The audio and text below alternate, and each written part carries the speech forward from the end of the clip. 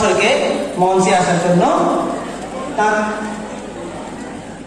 সেই শিশুসন সরকার পরিবারের অন্যতম সদস্য পবন সরকার মহাশয়, তো তাকে আমি মঞ্চে আসার জন্য অনুরোধ করছি।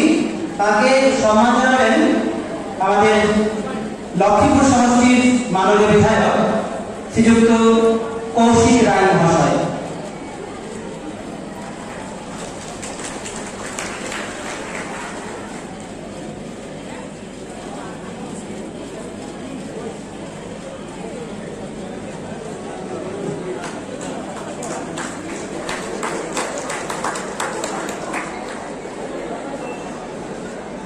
আমরা একটু জোরে হাততালি বাজাবে, কারণ